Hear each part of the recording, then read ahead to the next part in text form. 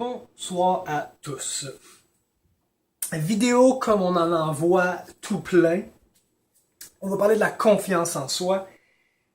La confiance en soi, rapidement, est un des 4 éléments de l'estime de soi. Dans l'estime de soi, on retrouve la vision de soi, l'acceptation de soi, l'amour de soi et la confiance en soi. On va découvrir une façon de pouvoir augmenter notre confiance en soi un petit peu. Ça passera pas de j'ai zéro confiance en moi à j'ai 100% confiance en moi. Ça serait vous mentir en pleine face. Ça va être des petits trucs rapides que vous pouvez faire à des moments précis pour pouvoir juste avoir un petit boost de confidence, de confiance de l'autre mot. C'est quoi la confiance en soi? En gros, la confiance en soi, c'est qu'on sait qu'on en vaut la peine.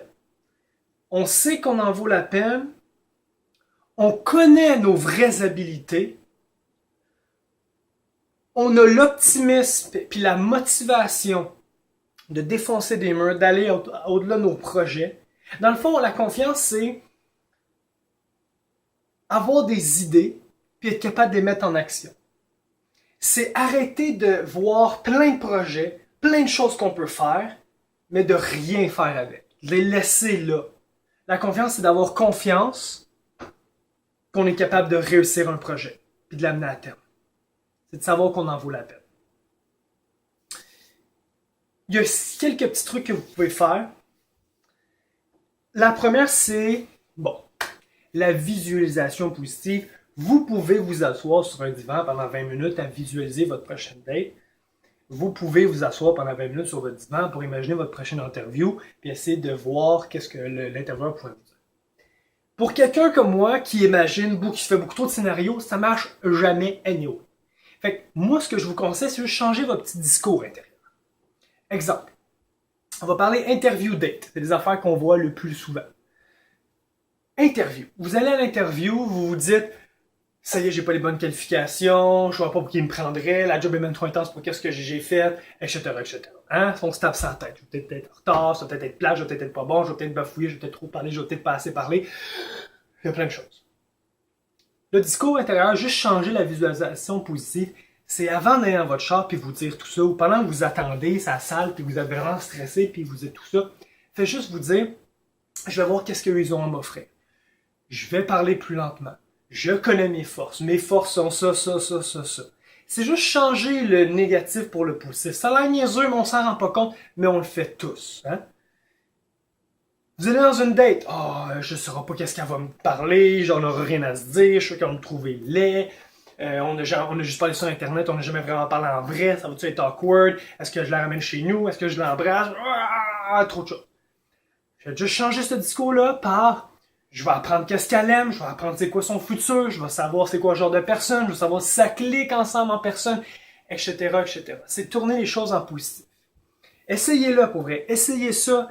Quand vous commencez à vous taper sa tête, vous dire que les choses ne fonctionneront pas pour X raison, faites juste vous dire l'autre côté. Qu'est-ce qui va fonctionner? Qu'est-ce qui pourrait fonctionner? Puis ça, c'est un entraînement. Plus vous allez le faire, plus vos neurones vont être connectés puis vont être solides, puis plus ça va se faire facilement puis rapidement les prochaines fois. Au début, c'est difficile. Plus vous le faites, plus ça va être facile.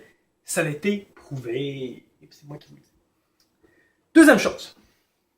Quand vous allez dans une date, une interview, écoutez de la musique avec la basse. Une musique avec une basse forte, je parle pas du son, ça augmente le sentiment de pouvoir, le sentiment de domination, de sécurité. C'est pour ça que les 50 tunes et toutes les tunes que les gens aiment, les chansons que les gens aiment avoir une relation sexuelle avec, c'est toute de la musique avec du saxophone, une grosse voix grave ou de la basse, pour que les gens se sentent plus en pouvoir. Quand on entend du Barry White chanter, on a déjà plus confiance en nous. On sait pas pourquoi, mais ça me donne confiance, Barry White. C'est pour ça. Plus il y a de la basse, plus on se sent confiant. Fait qu'avant d'aller à une interview, une entrevue, je les en anglais tout le temps, ou une première date, de faire ça. Vous allez dans le métro, dans votre char, écoutez la musique avec une basse, ça va vous calmer, ça va augmenter votre confiance. Petit truc. Ensuite, mon préféré, le non-verbal. On sait tous maintenant que ce qu'on pense se développe avec qu'est-ce qu'on fait. Hein? Fait que si je pense que je suis confiant, dominant, puis j'ai plein de pouvoir, mes épaules vont être rétractées par l'arrière, mon menton va être plus levé, je vais marcher avec confiance, j'aurai pas de problème. À l'inverse, si j'ai moins confiance, si je me sens soumis ou j'ai pas d'estime, mes épaules vont être recroquevillées, la tête va être basse, puis je vais marcher avec moins de confiance. Donc, ce que je pense, ça se reflète sur mon corps.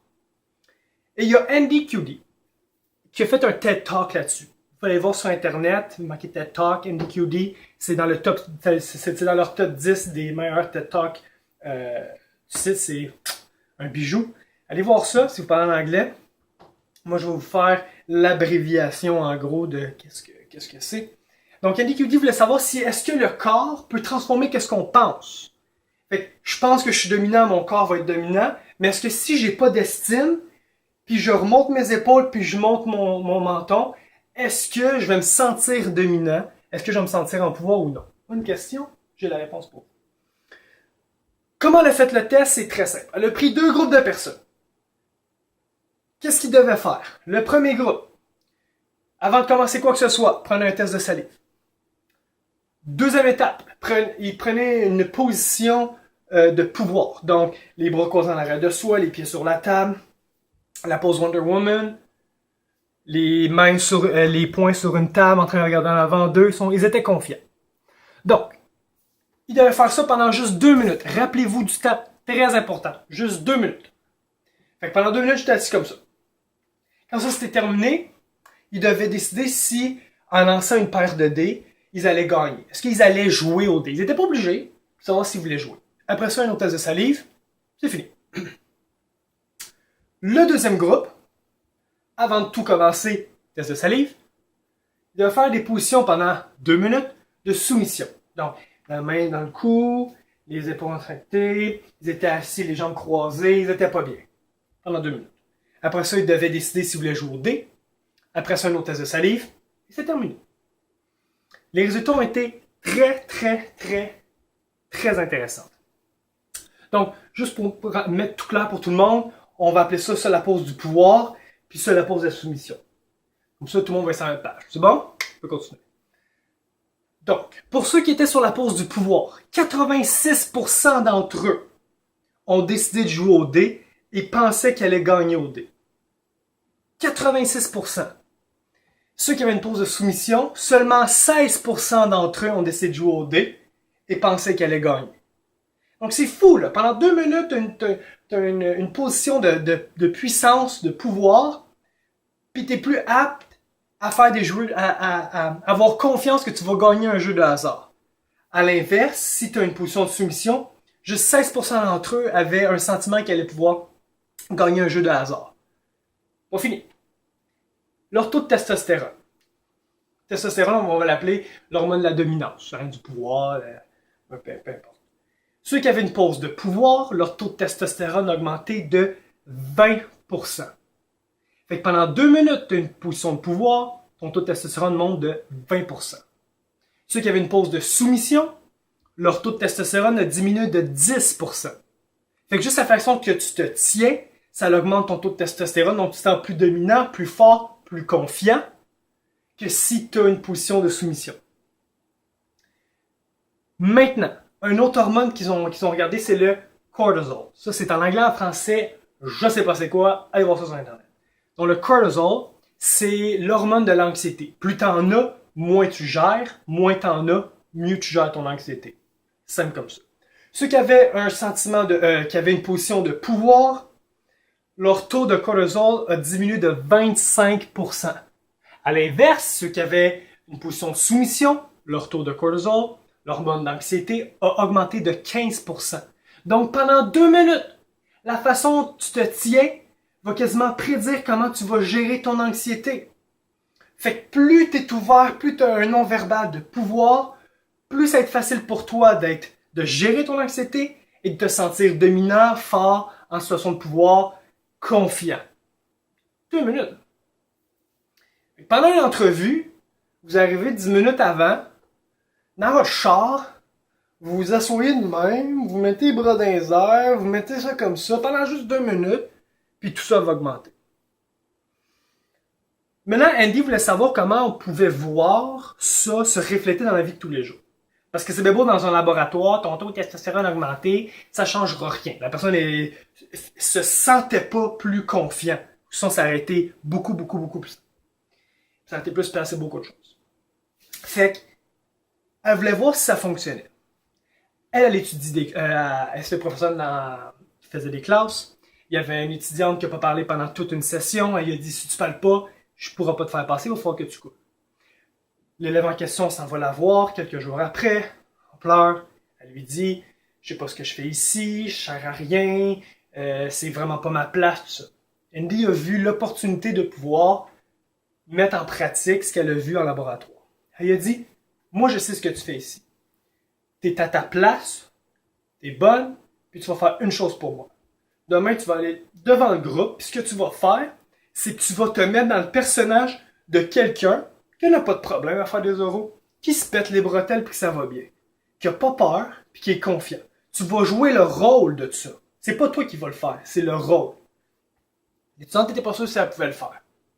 Le lendemain, elle a fait son oral. Les gens étaient estomaqués par qu'est-ce qu'elle amenait sur scène. C'était un oral. Les gens ne l'avaient pas vu parler, puis tout d'un coup, c'est quelqu'un qui est confiant, on dirait qu'il n'a pas peur, pas d'anxiété. À fond, ça fait son oral, c'était excellent. Elle a joué le rôle de quelqu'un qui était pas anxieux, qui n'avait pas peur de faire un oral. Elle a fini son année. À la fin de l'année, elle est allée voir Andy et elle a dit ça fonctionne. Je sais pas ce que vous avez fait, mais je sais maintenant ce que je fais ici, puis je sais que c'est ma place. Je sais que je dois faire ça, puis je suis bien là-dedans. Fait que pour quelqu'un qui n'avait pas confiance en lui, pour quelqu'un qui pensait qu'il n'était pas à sa place, jouer le rôle de quelqu'un l'a transformé. En anglais, c'est, pour Andy, c'est en anglais, elle disait « Make it till you become it ». Fais-le jusqu'à temps que tu le deviennes.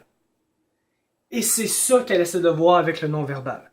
Elle disait que les gens qui avaient un non-verbal de pouvoir, leur taux de confiance augmentait, ils étaient plus authentiques, plus passionnés, plus enthousiastes. Les gens, ils voyaient que la personne était plus captivante, puis la personne était plus confortable. Fait que juste avec un non-verbal pendant 2 minutes de pouvoir, la confiance, l'enthousiasme, la captivité, l'authenticité augmente. Ensuite, pour qu'est-ce qu'il y a de la confiance, c'est de se dire que ce qu'on a comme habilité, comme don, c'est pas des choses qui sont innées. C'est des choses qui sont acquises. On apprend à aimer faire un sport, par exemple, il faut pratiquer le sport. Les grands de ce monde ont échoué très souvent. Il y a justement J.K. Rowling, c'est celle qui a fait les romans Harry Potter. Les vrais fans vont savoir ça, qu'elle a fait 12 maisons d'édition avant d'être acceptée. Puis maintenant, ça fait partie de notre culture Harry Potter, tout le monde maintenant connaît ça. Donc J.K. Rowling a dû échouer pendant 12 fois pour que la 13e l'accepte. Donc, plus vous échouez, plus vous apprenez de vos erreurs, plus vous savez comment vous relever, puis comment on peut faire pour se relever plus fort. Échouer, ça fait partie de la confiance, ça fait partie de l'apprentissage. Puis ça fait partie de l'apprentissage avec ce que vous connaissez. Par exemple, si vous voulez commencer à écrire, puis que vous aimez ça, puis que vous partez dans ce rêve-là, vous avez la confiance, puis vous partez, puis que les gens font des mauvais caractères ou une critique, prenez la critique, regardez c'est quoi, puis travaillez. Dites-vous jamais, moi je sais écrire depuis toujours, j'ai pas besoin qu'on m'apprenne comment. Vous pouvez toujours vous améliorer. Et c'est ça qui est important parce que les gens qui se pètent des prothèses disent « Moi, j'ai pas besoin de que le monde me montre comment écrire ». Dès qu'ils se plantent, pour eux, c'est la fin, ils doivent arrêter. Donc, moi, je vous pose la question, la vidéo, ça commence à terminer. Est-ce que vous pensez que vous avez une bonne confiance en vous? Est-ce que vous êtes conscient de toutes vos habiletés? Est-ce que vous êtes conscient que vous en valez la peine? Ou c'est juste plein de gens qui n'arrêtent pas de vous le dire puis vous ne le croyez pas? La confiance, ça se bâtit, ça se travaille, ça se cultive. C'est un jour à la fois, une étape à la fois. Il n'y a rien de magique, vous partez pas de 0 à 100 avec une pilule magique, ça se fait tranquillement.